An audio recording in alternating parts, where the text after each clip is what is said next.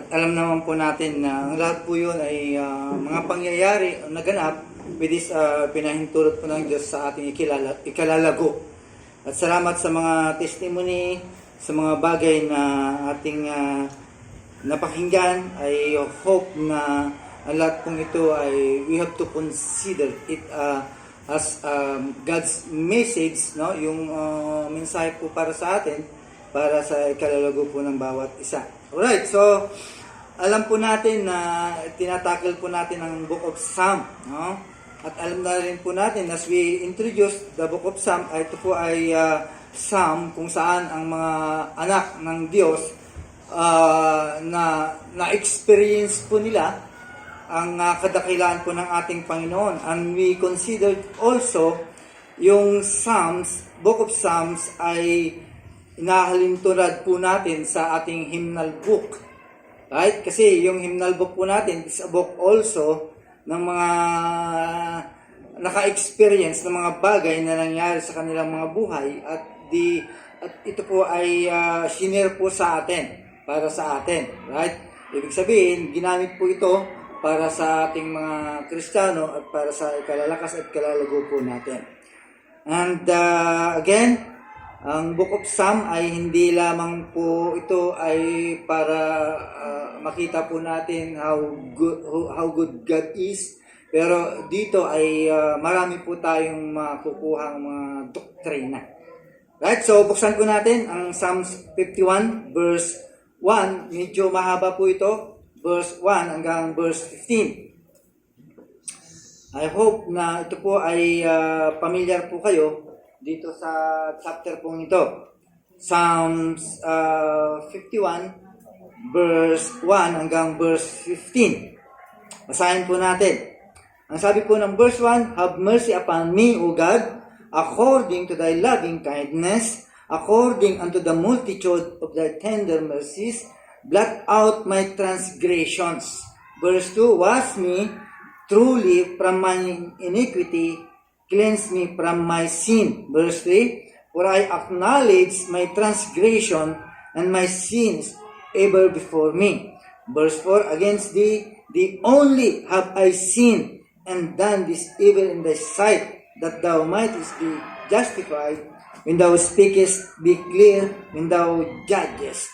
Verse 5, "Behold, I was shapen in iniquity, and in sin did my mother conceive me. Behold, thou desirest truth in the inward parts, and the hidden part thou shalt make me to know wisdom. Purge me with the hyssop, and I shall be clean. Wash me, and shall be whiter than snow. Make me to hear joy and gladness, that the bones which thou hast broken may rejoice. Hide thy face my sins, and blot out all mine iniquities. Create me a clean heart, O God, and renew a spirit within me. Cast me not away from thy presence, and take not thy Holy Spirit from me." Verse 12, "Restore unto me the joy of thy salvation, and uphold me with thy free spirit." Verse 13, "Then will I teach transgressors thy ways, and sinners shall be converted unto thee. Deliver me from blood guiltiness, O God, thou God of my salvation, and my tongue shall sing aloud of my righteousness, thy righteousness. O Lord, open thou my lips, and my mouth shall shew forth thy praise." Tayo po yung manalangin.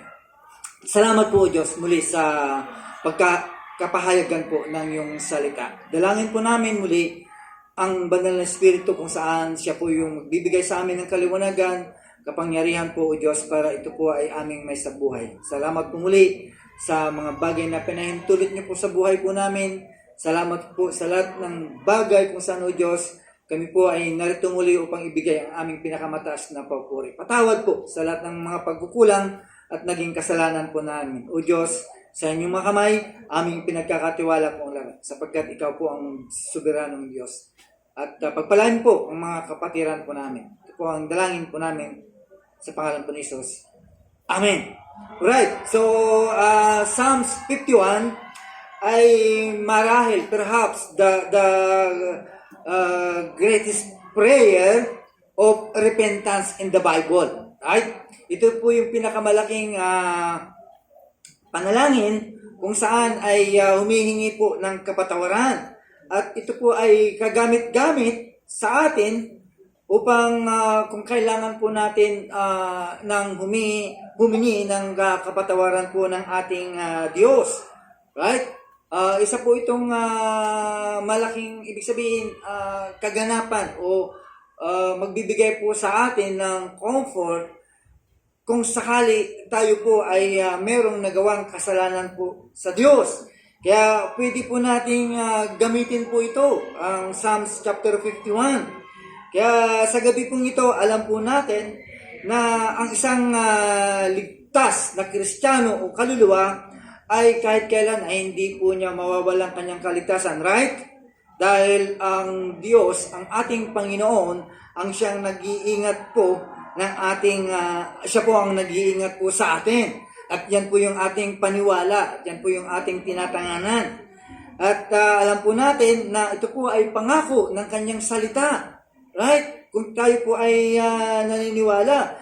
That's why ito po ay maliwanag na klinaro ng Diyos sa bawat anak ng Diyos. That's why we need to understand, understand sa mga bagay pong ito. Right? Dahil ang sabi ng ating Panginoon sa John chapter 10 verse 27 to 28 ay ang kanyang mga anak o ang kanyang mga tupa ay pinapakinggan ang kanyang boses. Right? Kaya kung totoong tayo po ay anak ng Diyos, alam po natin kung sino po yung ating shepherd at alam din po natin kung paano po natin siya susundan. Kaya ito yung mga patunay. At ang sabi po ng ating Panginoon na ang buhay po na walang hanggan ay ibinigay po niya. Those, right, who follow Him. Okay? At sinugarado din ng Diyos na walang pwedeng, no one can pluck out. Okay? In His hand. So, klaro po yun. Right? Klaro po yun sa ating pandinig. Kaya nga, that's why in Philippians chapter 1 verse 6, ang sabi po dito, being confident of this very thing. Kaya kailangan confident po tayo sa mga bagay pong ito. Dahil ang alam po natin, ang ating Diyos kung saan ay gumawa po sa atin, right? Siya po yung nag-umpisa ng magandang gawa. So, tatapusin niya until the day of Jesus comes. No? Kaya sure po tayo po doon. Right? Kaya pasalamatan po natin po siya. Right? Kaya kung ikaw ay tunay na Kristiyano, born again, ibig sabihin, tunay. Right? Ibig sabihin, ikaw ay iniingatan ng kapangyarihan po ng Diyos. Right? Walang question po ron para sa mga tunay na Kristiyano. Because tandaan din po natin, lahat po yun ay maaring sa ating pananampalataya ay pinananiwalaan po natin. Pero hanggang doon lang. Pero kung yung gagawin po natin na lisensya, yung mga bagay na alam po natin sigurado po tayo at gagawin po nating lisensya para gumawa ng kasalanan, that is wrong. Diba? Kasi ginagawang lisensya po yan. Dahil akala nila kapag sure sila sa kaligtasan po nila, so ibig sabihin, kahit makagawa ng kasalanan ay hindi mawawala ang kanilang kasalanan. Ibig sabihin, hindi mawawala ang kanilang kaligtasan. Maraming mga Kristiyano na gumagamit po yan. Pero tandaan po natin, right? Ang isang Kristiyano kapag nagkasala, he always suffers. Right? At yan po yung sinasabi po ng Biblia. Right? Tandaan po natin, maaring ang anak ng Diyos ay magkasala, pero tandaan po natin, ang kaparusahan o consequences po nun ay nandoon pala palagi. Right? Hindi po tayo makakatakas po doon because ang sabi po ng Bible, the sin will find you out. Okay? Susundan po tayo kahit sabihin po natin tayo po ay mga Kristiyano po na. Right? Kaya tignan po natin kung ano po ang magiging epekto ng ating kasalanang ginagawa. And yet, sabihin po natin na tayo po ay maaaring hindi na po tayo gumagawa ng kasalanan. Right? Pero tignan po natin si King David sa kanyang nagawang kasalanan. At ibig sabihin, hindi siya ligtas sa mga bagay na gano'n. Si David kung saan ay tinuring na siya ay malapit sa puso ng Diyos. And yet, nakagawa po siya ng bagay na hindi kanais-nais po sa Diyos. Pero nakita po natin si David kung paano nakita po niya. Dahil every time, no? Bawat pagtulog niya, paghiga po niya sa kanyang higaan ay kinukonsensya po siya sa kasalanan kanyang ginawa. No? Ibig sabihin, wala siyang at peace. No? Kaya sinusundan po siya. Sabi po ng mga theologian ay it took 1 year bago siya nag-repent. Right? Kung wala pang nakakita, ay itatago na lang ni David po yon. Right? Kung ganun po ang gagawin po natin, mga kapatid, it affect our spiritual life. May malaking epekto po ng ating spiritual na buhay. Diba? Buti na lang, andun po sino po yung nag-ano sa kanya, sumuway po sa kanya, yung kanyang kaibigan, si Jonathan. Si Nathan. Shortcut ng Jonathan. Okay? Buti na lang, sabi po niya, yung pamusong salita, you are the man. Ay, buti na lang, no? Merong sumita po sa kanya. Kaya, number 1, ay malaking epekto po sa ating spiritual life. Okay? Kaya nga, ang sabi po ni David, wash me and cleanse me. Bakit kailangan po yun? Bakit kailangan po natin hingin po sa Diyos po yun? At palagi po natin hingin po yun. Huh? At bakit kailangan po natin po yun? Why? Because sin ay isang mabigat sa iyong kaluluwa. No? Ibig sabihin, sin will soil our soul. Dadaganan ka ng iyong kasalanan. Okay? Kahit sabihin mo malit po yan, kapag yan itinago mo, malaking epekto po yan. Okay? Sa iyong buhay. It will affect, no? It will affect spiritually. No? At siyempre, ang tingin mo sa sarili mo, sa harapan po ng Diyos, you are unclean. No? Napakarumi mo sa harapan po ng Diyos. Okay? Wala kang kapanatagan like David. No? Kaya tingnan po natin, ang isang tunay na Kristiyano ay halintulad po natin sa isang tupa. Okay? Sa isang hindi Kristiyano, ay halintulad po natin sa isang hogs o yung baboy. Right? Kasi kung tunay na Kristiyano ka, tandaan po natin, kung ikaw ay tunay na sheep sa ng ating Diyos o ng ating Panginoon, ay ibig sabihin, kapag ikaw ay nalublob sa putik, agad-agad lalayo ka doon, di ba? Ganun ang mga tupa eh. Once na nadumihan, hindi po yan nagbababad. Lumalabas, ibig sabihin, umaaon ka agad dyan. No? Asap. No? Ganun po ang isang Kristiyano. Kinukumpara po natin. Ang isang hogs naman, yung baboy, kung titignan po natin, ay mag-i-enjoy po yan. Right? Mag-i-enjoy po yan sa putik, hindi po yan aalis. Okay? Kaya ito po yung sinasabi po natin diferensya about the child of God and the child of the devil. Diba? Ang anak ng Diyos, kahit nagkasala po yan, hindi po yan magtatagal. Okay? Kung tunay na anak ng Diyos po yan, magkasala man yan, hindi po yan magbababad, kundi agad-agad, aahon po yan at gagawa ng paraan para makahingi po siya ng kapatawaran. Right? Pero kapag ikaw ay anak ng demonyo, ay i-enjoy mo ang kasalanan. Yan po yung difference between the child of God and the child of the devil. Kaya ang isang anak ng Diyos, kapag lumusong, okay? At sadyang nakagawa ng kasalanan niyan, ay isusumpa niya. Okay? Ibig sabihin, pag nakaahon po siya, no? Isusumpa niya yung kasalanan. Di ba? Like, yung anak po ng demonyo o child of the devil, ay, ano pa yan? Magtatalon-talon pa yan. Okay? Tinitignan po lang natin sa isang paraan. Diba? Kung talagang tunay na Kristiyano ka, hindi ka magtatagal po dyan. Hindi ka na-enjoy.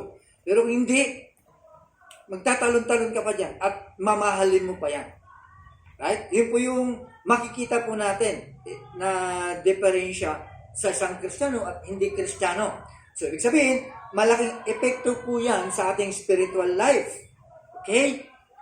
Kapag merong kang kasalanan na ginagawa sa buhay mo bilang isang Kristiyano. Number 2, it affect also our mentally. No? Ibig sabihin, in verse 3, okay, malaking epekto po yan sa iyong isipan, sa iyong mental. Dahil hindi mo yan makakalimutan. Okay? And you cannot forget it. Hanggat hindi mo inihingi po ng repentance, ay hindi mo yan makakalimutan. Okay? Lalo na kapag nasaturate po ang isipan po natin ng kasalanan, ay hindi po natin pwedeng i-set aside ang kasalanan po niyan. Okay? Kapag nagpabaya po tayo bilang mga Kristiyano, ay hindi natin pwedeng i-put aside o hindi po natin babaliwalaan po yan. Okay?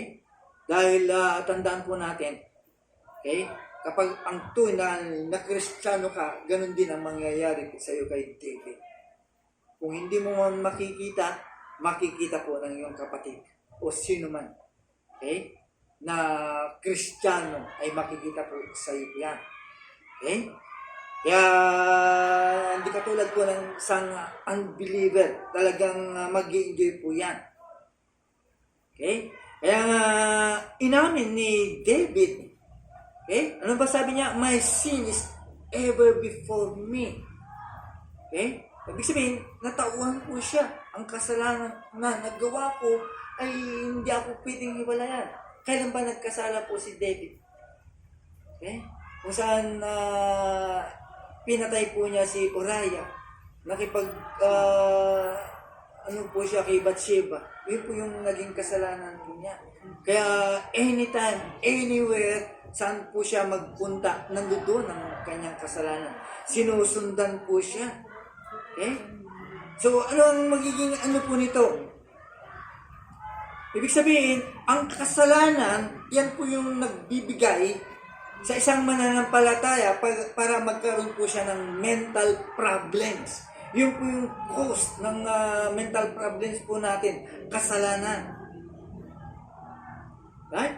Kaya tandaan po natin, ang isang makasalanan na Kristiyano, tandaan po natin, always, mayroong nervyos po yan at walang kapayapaan po yan. Di ba? Naranasan niyo na ba yun? Of course. Naranasan po natin dahil wala naman pwedeng magsabi na hindi tayo nagkakasala. Pero yun po yung ginagamit para at least makabalik po tayo. Okay? Wala kang kapayapaan na makikita. There's no peace. No? Lagi kang nininervyos. Kaya malaki ang impact sa ating isipan. Okay? Kaya hindi natin pwedeng babaliwalayin dahil nung iniligtas ka ng Diyos ay i-finish lahat po yan. Right? Kaya dapat ang Kristiyano, as long na talagang nagiging seryoso ka sa pagiging Kristiyano mo, ay hanggat maaari, mamomortify po natin ang kasalanan. Right? Yun po yung mga means of grace para mamortify po natin ang kasalanan. Right? Pero kung tayo magpapabaya, ay katulad po din tayo ni David. What if kung buti na lang, hindi po nawawalang kasalanan. Kaya ay ang kaligtasan. Si David, hindi naman yung kaligtasan ng ang hinahabol niya. Anong hinahabol po niya? Yung joy na nawala sa kanya. Di ba? Yun po yung nawawala po sa atin. Kaya ang Kristiyano, kapag mayroong tinatagong kasalanan, tandaan mo, lagi kang nininervyos at wala kang kapayapaan. Kaya if there is an unconfessed sin, tandaan po natin, your life, kahit sabihin mong Kristiyano ka, your life ay talagang miserable po yan. Miserable po yan. Kahit Kristiyano ka pa yan. Okay? Baka ikaw pa yung pinaka-miserableng tao dito sa sanlibutan. Right? Kasi makikita yung kapahamakan sa mga hindi talaga mananampalataya, nandun na po yun. Wala na po tayong question po doon. Pero isang Kristiyano na talagang nagkasala without any repent, no? Ay talagang ganun po ang mangyayari po sa atin. Okay? Kaya, tandaan po natin, ang isang anak ng Diyos na hindi po ikinumpisal ang kanyang kasalanan, ay tandaan mo, magiging miserable po yan. Di ba? Susundan ka. Wala kang kapayapaan. Okay? Buti na lang kung mahal ka ng Diyos. Right? Ibig sabihin, mahal ka ng Diyos, kaya kinokonvict ka. No? Nagkakaroon ka ng konsensya. What if kung wala ka ng konsensya, kahit sabi mong Kristiyano ka, ibig sabihin, pinabayaan ka na ng Diyos. Okay? Kaya, again, no? Napakahalaga po yung ating nakita. Kaya nga sabi ko sa ating introduction, ay isa pong malaking prayer ang Book of Psalm, chapter 51. And hindi lamang po yun. Hindi lamang po ang napiktuhan yung ating mental, kundi yung konsyensya po natin. In verse 4, okay? Yung konsyensya mo, hindi ka tatantanan po yan. Kaya nga yung konsyensya po ni David, talagang ini-strike po siya. Hindi siya nilulubayan. Di ba?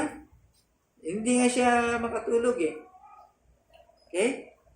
Bakit? Kasi nakita po niya yung kasalanan na ginawa niya, na-realize po niya, ay hindi po against sa kanya, kundi against God. Kaya nga sabi niya, sa'yo ako nagkasala, bagamat sa mag-asawa siya nagkasala. Okay? Tingnan mo yung dala-dala ng consequences ng kasalanan. Ang bigat po nun. Okay? Kaya nakita po niya, yung kasalanan na nagawa po niya, hindi lang po against sa kanya, okay? Kundi sa Diyos, sa kaharian ng Diyos, okay? Lahat-lahat na. Siyempre, ang effective po nun, nagkasala din po siya sa kanyang asawa, nagkasala ka siya kay Bathsheba, nagkasala kay Uriah, at pinakamatindi sa lahat, against God. Yun yung bigat ng kasalanan na nagawa po natin. So, ibig sabihin, yung kasalanan ni David, nag-create po ng barrier between him and God. Imagine yung barrier, kung titignan po natin. Okay? Ang laking barrier po yun between him and God. Kaya nag-create po siya, gumawa po siya ng barrier. Okay? Tingnan po natin, yung pagkakaiba po ng difference between the slave and the son. No? Yung slave ay takot po siya sa haplit ng kanyang master. Okay? Ang isang itinuturing na anak, natatakot lang po siya dahil na-displease po niya ang kanyang ama. Di ba? Ganun po yun Okay? So, si David, ibig sabihin, hindi lamang po siya nakapokus sa chastisement na abutin po niya. Okay? Ano ang pinakamabigat na nagawa po ni David? Hindi yung dahil nakagawa siya ng kasalanan ay meron ng chastisement. Hindi po yun. Na-realize po niya na nasaktan po niya ang Diyos. Tandaan po natin mga kapatid, kung tayo po ay nakagawa ng kasalanan, hindi lang yung na-break po natin yung law o yung batas, kundi ang nasaktan po natin, ang na-break po natin yung puso ng Diyos. Yun po yung pinakamabigat. Okay? Kaya nga ang sabi niya, my sin is in thy sight. No? Nakita po ni David. Okay? Yung kasalanan po niya, kaya nga sa harapan po ng Diyos, kanyang inaddress po yun. Ibig sabihin po nun, nasaktan po niya ang Diyos. Diba? Ano bang naging kasalanan po ni David? Nagkaroon po siya ng adultery with Bathsheba. Okay? At ngayon, naintindihan po niya yung mga bagay. Ngayon niya lang na-realize yung full view ng kanyang ginawa. Imagine that. Huh? Kahit sabihin po natin na hindi katulad ni David, yung kasalanan na nagawa po natin, but still, no? Na-break pa rin natin yung puso ng ating Panginoon. Nasaktan pa rin po natin. Okay? Kaya ikaw o tayo na nakagawa ng kasalanan, tandaan po natin, we cannot fool our God. We cannot hide, no? Sa mga kasalanan na nagawa po natin. Hindi po pwedeng na hindi alam ng Diyos yung mga nagawa po natin. Okay? Kaya ang konsyensya mo ay talagang nababagapan. Hanggat hindi na itatama po yun. But still, nandun pa rin yung consequences po nun. Pero at least, na-restore yung joy. Kaya yun yung po kulang po sa atin. Minsan, hindi po natin nararamdaman yung kasiyahan, kagalakan ng kaligtasan po natin because there is sin in our lives. Huh? Kaya, anong nangyari? Akala po ninyo si David, masaya hindi. He is an unhappy man. Unhappy man. No, hindi po siya masaya. Di ba? Ganun naman eh. Kapag may kasalanan ka, kahit sabihin mong sa secular lang, hindi ka talaga masaya. Ang gagawin mo, lagi kang sinusundan ng iyong konsyensya. Di ba? Hindi ka masaya. Pero ganun pa man, ay hindi po niya nawala ang kanyang kaligtasan. Okay? Kaya ang nawala lang po sa kanya, yung joy of salvation. Yun yung mahalaga sa atin. Right? Yung kasiyahan mo ng kaligtasan. Kaya many Christian today, right, na wala pong kasiyahan sa buhay po nila at sa puso po nila. Why? Because of sin. Dahil sa kasalanan. Okay? Yun po yung problema natin ngayon sa mga ibang Kristiyano. Okay? Kaya tandaan po natin, sin and lack of joy ay hindi pwedeng paghiwalayin po ito. Okay? Yung parang purity and joy ay parehas lamang po yun. Hindi rin paghiwalayin po yun. Kaya tandaan po natin, bilang isang Kristiyano, yung kasiyahan ng kaligtasan mo, ito yung pinaka watawat mo, wagayway mo, di ba? Tandaan po natin, mga kapatid, ang isang Kristiyano na talagang there is purity in him, yung joy po yun ay laging kaakibat mo, laging kasama mo. Di ba? Lagi kang masaya. Pero kung may kasalanan ka, hindi pwede. Andun lagi yung consequences po noon. Unang-una yung konsyensya mo. Hindi ka patutulugin. Ganun po ang nangyari kay David. Okay? Kaya kapag kasalanan mo ay itinago mo, tandaan po natin, someday, one day, no? Ay pagbabayaran din natin po yan. Pero bagamat meron nagtama kay David, pero yung consequences mo, bigat po, no? Diba? Nakita po natin kung ano naging consequences po, no? But still, yung joy ay binalik po sa kanya. Diba? Tandaan po natin, minamahal kong kapatid, no? We cannot hide, no? Ano man po ang ginawa po natin na kasalanan, malit man yan o malaki, ay we have to confess it, no? Hinihintay lang naman ng Diyos na i-confessal mo yun eh. Dahil lahat naman po tayo ay nakakagawa po, no? Diba? Eh kung itatago po natin po yun, eh talaga yung bigat po nun ay hindi ka magiging masaya. Tandaan mo yan. Hindi ka magiging masaya katulad po ni David. Di ba? Okay? Kaya ingat po tayo because sin will take the joy of your life. Okay? At binigyan naman po tayo ng resources ng Diyos para maiwasan po natin po yan. Di lamang po yun. Sin affects your physical life. No? Maapektuhan din po yung physical life po natin in verse 8. No? Okay? Kaya nga yung bigat ng kamay ng Diyos ay nararamdaman po ni David. Almost he crushed. No? Halos madurog po siya. Okay? Halos madurog po siya. Kaya hindi po natin kakayanin po yun. Okay? Kaya you cannot escape. Dahil yung pagdurog po sa iyo ay nandoon po yun. Okay? That's why people, ay nagsasuffer po sila because of sin, physically. Right? Yun naman talaga ang parusa ng kasalanan, di ba? Ever since. Dahil merong epekto po yan sa buhay po natin, sa katawan po natin. Okay? Kaya kapag ikaw ay nagkasala, magkakaroon ka ng psychosomatic illness. Ibig sabihin, naapektuhan yung isip mo and nagre-resulta po yan sa katawan mo. Ha? Ganun yun eh.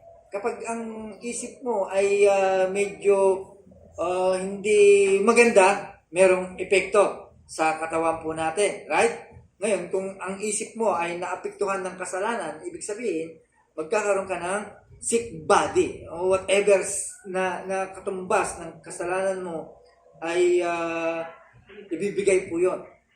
Okay? Ayun po sa 1 Corinthians chapter 11 verse 30. Okay? Ang sabi po doon, for this cause, many are weak and sickly among you, and many sleep. Okay? Ito po yung kadahilanan po ng kasalanan. So, ibig sabihin, sin will cause us to suffer. Right? Ang kasalanan po ay siya po ang kadahilanan kung bakit tayo po ay nagsasuffer. Ayon po sa Proverbs chapter 17 verse 22. Ano po sabi po doon? Okay? A merry heart doeth good like a medicine. Okay? But a broken spirit drieth the bones. Okay? Pero I'm not saying na lahat ng suffering ay resulta ng kasalanan. Pero tandaan po natin, sin still result in our suffering. Kasi may mga suffering na hindi naman resulta ng kasalanan. But again, yung suffering still the result of our sin. Okay? Kaya maraming maapektuhan sa buhay po natin. Okay? Ano pa? Sin affects our spirit. In verse 10. Okay? Kaya nga ang isang tao o isang Kristiyano ay hindi po tama sa harapan po ng Diyos. He will have a wrong spirit. Anong magiging kasalanan po yan? Yung Kristiyano po yan. Pag may kasalanan, tinatago po yan. Ibig sabihin, magiging critical po yan. Magiging critical spirit po yan. Ibig sabihin, kapag meron kang nakita critical spirit, mayroong kasalanan po yan. Kasi it affects our spiritual life. Okay? At hindi lamang po yun. Makikita po natin, magiging harsh po yan at naghahanap ng fault ng kanyang kapatid. Di ba? Yan po yung mga nagiging resulta po niya. Okay? Lahat po yan talagang, kaya madidistinguish po natin kung talagang isang tunay na Kristiyano po ito. Or Kristiyano na merong itinatagong kasalanan. Dahil lahat po yun ay makikita po natin. Diba? Nagiging critical spirit po siya. Okay? Kaya tingnan po ninyo kay David. No? Nagiging criticizing. Di ba? Naging critical po siya eh. Nakikita niya yung mga kasamahan niya, yung mga kakilala niya, at nagiging critical po siya sa kasalanan sa buhay ng mga kaibigan o sino mang tao na nakakasalamuha po siya, di ba? Nagiging critical po siya. At mabilis po siyang mag-judge, di ba? Sabi po niya, di ba nagkwento po si Nathan? Di ba? Ikwento, dapat patayin yun. Di ba? Sige, makita mo yung kanyang quick judgment. Nagiging critical po siya. Patayin niyo kung sino man yung gumawa po yun. Yan kaagad ang judgment po niya. Pero sabi po ni Nathan, you are that man. Ikaw yun. So, ibig sabihin, there is a problem in his own heart. Mayroong isang malaking problema kapag ang isang Kristiyano ay mayroong itinatagong kasalanan sa kanyang puso. Right? Lahat po yun ay makikita po natin na ginagawa po niya. Magmamanifest lahat po yun. Di ba? Okay? At siguro sometimes naranasan din na po natin po yun. Okay? Naranasan natin po yun. And the next is in verse 14 to 15, sin affect our witness. Nakaka-apekto din po ito sa ating evangelism, sa ating pag-witness. Yan, si David nga, nawala yung kanyang, he lost his song. No? He lost. No? Hindi lamang po ang kanyang nawala. Right? Nawala, ang pinakamatindi sa lahat, yung kanyang testimony. No? Yung kanyang patutuo. Sino pa ang maniniwala sa iyo? Pag gano'n kalaking kasalanan. Okay? Maraming epekto ang nangyari. Okay? Maaring nagsisimba ka dito, sumasabay ka sa pagkanta, sa pagpuri ng ating Panginoon, and yet wala sa tono yung pagkanta mo. Ibig sabihin, you lost your song because of sin. No? Nawala din yung kapahayagan mo bilang isang Kristiyano. Yun yung malaking nawala po sa iyo. At matutuyo ang buhay mo sa pagpuri sa Diyos. Mawawala lahat po yun. Okay? Kaya ang kadahilanan, maraming mga Kristiyano na hindi nakakapag-testify, hindi nakakapag-witness for God because of sin. Right? Dahil sa kasalanan. And that's true. Huh? Yan po yung malaking mawawala po sa atin. Tandaan po natin mga kapatid. Okay? Sin affects the life of a believer. Sa lahat ng pagkakataon, sa lahat ng kanyang buhay, sometimes dumarating na wala ng pag-asa. Okay? Pero again, tandaan po natin, there is hope. Mayroong pag-asa. Kung akala mo na ikaw ay mayroong itinatagong kasalanan, mabigat na kasalanan, and yet nagagawa mo pang makapagsimba, which okay lang po yun. Pero hindi ka magiging masaya. Pero tandaan po natin, there is hope. Okay? Ano ba ang gamot po nun? Ano ba ang paraan? Yung pag-asang pong yun. Confession po lang. No? Ibig sabihin, ikumpisal mo po lang. Tandaan po natin, mga kapatid, confession and repentance brings cleansing and forgiveness. Right? Yun po yung magbabalik po sa atin. Kaya nga binigyan po tayo ng ating Panginoon ng memory verse. 1 John chapter 1 verse 9. Okay? Na ikumpisal mo ang iyong kasalanan at tapat po ang Diyos. Diba? Yun po yung ginawa po ni King David. Okay? Yun po yung kanyang naging solusyon.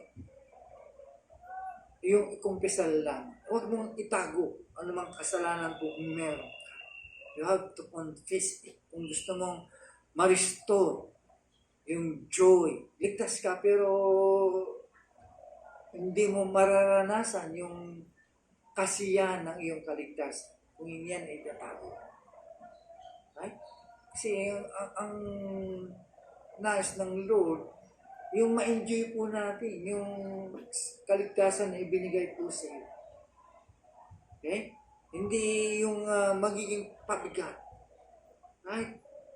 Kaya tandaan po natin, mga kapatid, ito lamang po yung solusyon. If you lose your joy, ito lang po yung pinakasolusyon po. Take David.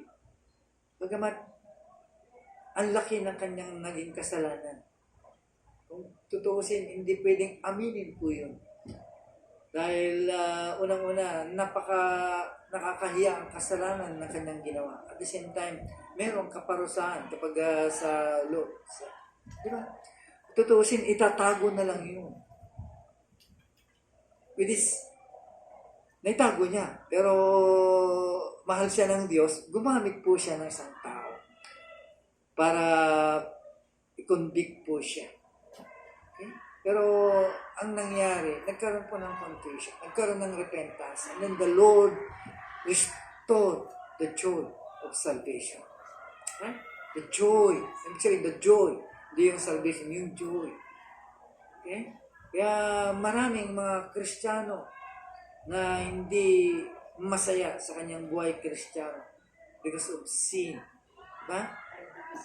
Dahil hindi naman natin po alam. Maliban na lang kung actual na nakita ka ng isang kapatid. Pwede niyang sabihin, you are the man. Okay? Pero we do not know. Hindi natin alam kung sino-sino sa atin ang merong nakagawa. At na saktan po natin ang ating Diyos. Nasaktan po natin ang kanyang puso. Okay.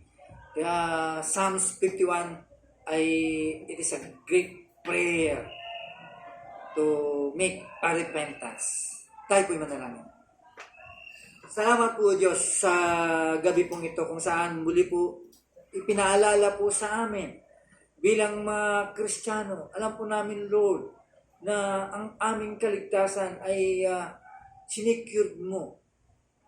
Ang lahat po Diyos ay hawak mo. Tangan mo ang aming kaligtasan. Pero sometimes, ginagawa po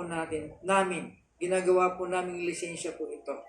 At nakakagawa po kami ng mga bagay na hindi po kanais-nais po sa inyong harapan. Sometimes, Lord, ay nakukumit namin po ito. At sometimes ay hindi na namin po ito inaamin sapagkat wala pong nakakita. But still, Lord, you are God na ikaw ang nakakaalam ng puso po namin.